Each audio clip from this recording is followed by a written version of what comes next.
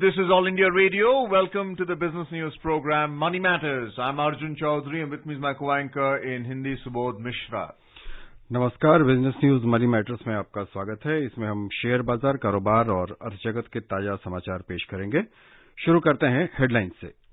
Along with traditional farming, adopting new alternatives and innovations are important to create new opportunities in agriculture, says Prime Minister Narendra Modi. Indian companies raised over 31,000 crore rupees through IPOs so far this fiscal. And foreign investors pump in over 10,000 crore rupees into the Indian capital market so far in the month of March. ये पहली खबर पे नजर डालते हैं। प्रधानमंत्री नरेंद्र मोदी ने आकाशवाणी पर मन की बात कार्यक्रम में देशवासियों के साथ अपने विचार साझा करते हुए कहा कि जीवन के हर क्षेत्र में नयापन और आधुनिकता लाने का प्रयास होना चाहिए। इसी संदर्भ में उन्होंने कहा कि भारत के कृषि क्षेत्र में आधुनिकता भी समय की मांग है। उन्होंने कहा कि कृषि क्षेत्र में रोजगार के नए अवसर पैदा करने और किसानों की आय बढ़ाने के लिए परंपरागत तरीकों के साथ साथ नए विकल्पों को अपनाना भी जरूरी है। प्रधानमंत्री ने कहा कि देश ने श्वेत क्रांति के दौरान इसे महसूस किया है। अब मधुमक्खी पालन भी ऐसा ही एक विकल्प बनकर उभर रहा है। प्रधानमंत्री ने कहा कि मधुमक्खी पालन देश में शहद क्रांति या मीठे आंदोलन का आधार बना रहा है। श्री मोदी ने कहा कि किसानों की कड़ी मेहनत के कारण ही शहद के उत्पादन में वृद्धि हुई है।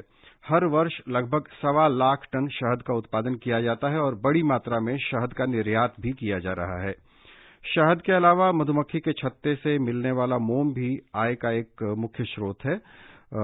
प्रधानमंत्री ने बताया कि वर्तमान में भारत मधुमक्खी के छत्ते से मिलने वाले मोम का आयात करता है, लेकिन हमारे किसान बहुत तेजी से इस स्थिति को बदल रहे हैं और एक प्रकार से आत्मनिर्भर भारत अभियान में योगदान कर रहे हैं। उन्होंने आशा व्यक्त की कि देश में अधिक से अधिक किसानों को अपनी खेती के साथ साथ मधुमक्खी पालन भी करना चाहिए। प्रधानमंत्री ने कहा कि पर्यटन की दृष्टि से लाइट हाउस अनूठे होते हैं और उनकी भव्य संरचना हमेशा से ही लोगों को आकर्षित करती रही है।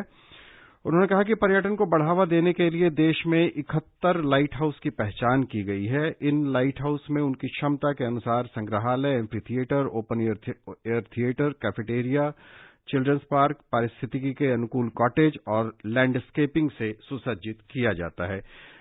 खबरों पर चर्चा के लिए हमारे साथ एसपी शर्मा जी हैं।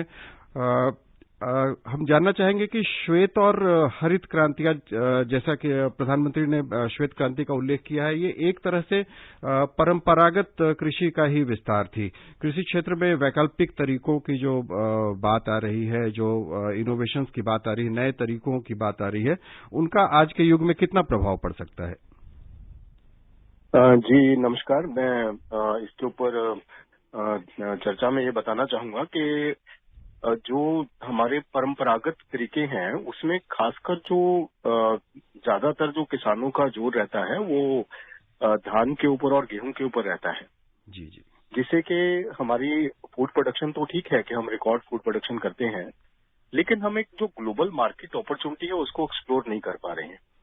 डिस्पाइट दी एग्रेरियन इकोनॉमी, हम कृषि प्रधान देश होते हुए भी हमारी जो वर्ल्ड के एग्री एंड फूड इंपोर्ट्स हैं उसमें बहुत ही कम हमारी जो प्रतिशत है 0.5% के आसपास है जो हम टोटल वर्ल्ड इंपोर्ट होते हैं।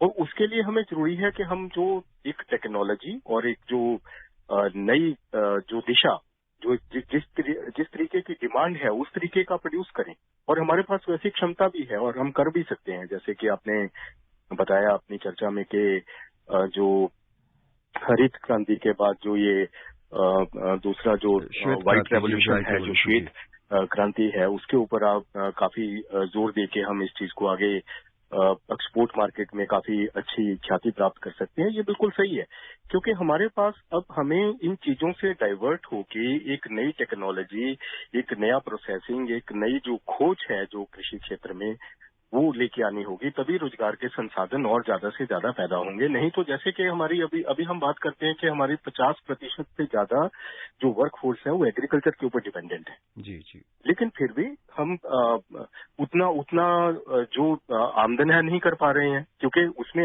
आमदन करने के स्रोत ही बहुत कम है। जीडीपी में उसका योगदान इसलिए कम है। जी तो मैं इसमें ये बताना चाहूंगा कि नई टेक्नोलॉजी और नई सोच और नई दिशा के साथ, एक नई खोज के साथ हमें इस सेक्टर को एक्सप्लोर करना होगा, सो दैट के एक हमारा एक मेजर ग्रोथ व्हीकल बन जाए और हमारी जो इंटरनेशनल मार्केट, अभी देखिए 35-40 बिलियन डॉलर का एक्सपोर्ट होता है agri and food processing products में टोटल, जो कि वर्ल्ड में 0.5% है जो हमारा कंट्रीब्यूशन है।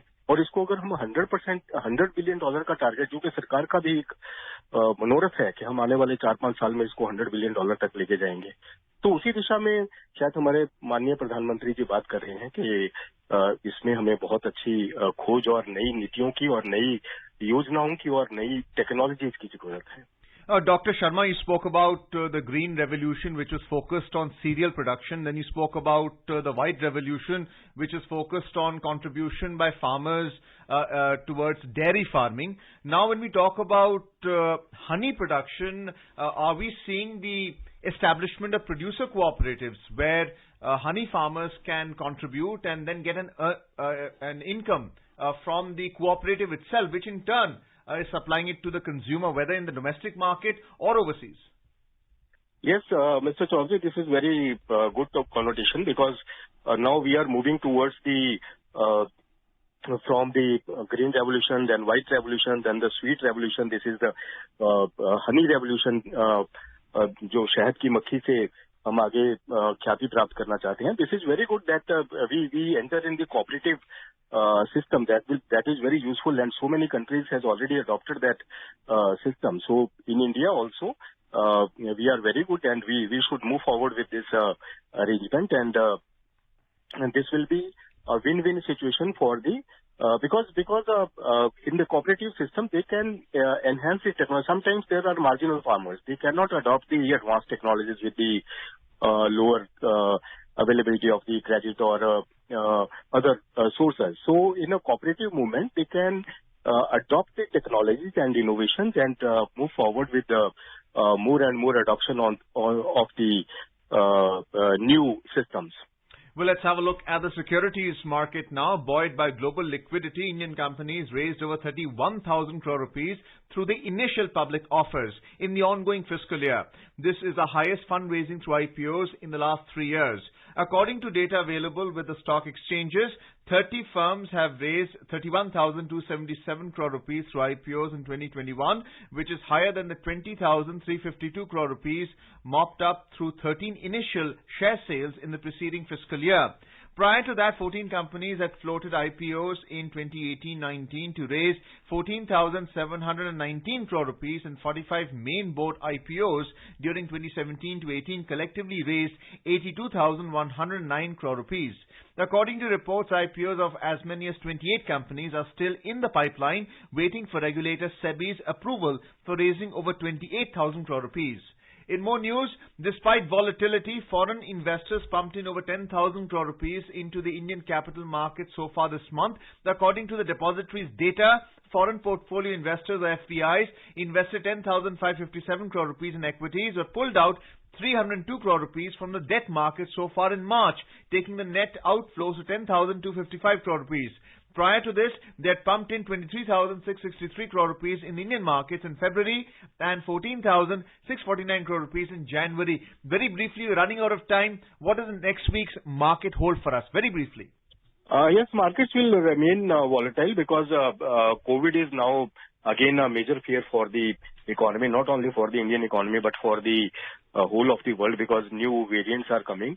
So at this juncture, I believe though the fundamentals of Indian economy are strong and many economies have already stimulated their respective economic systems, but due to this comeback of the coronavirus, now the markets are taking it very seriously. Thank you, Dr. Sharma. We are running out of time. Thank you so much for your opinion.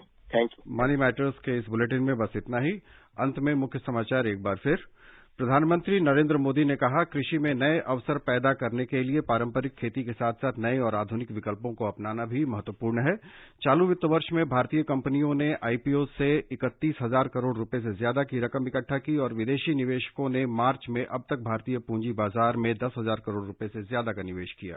And that's all in this edition of Money Matters. For now, goodbye.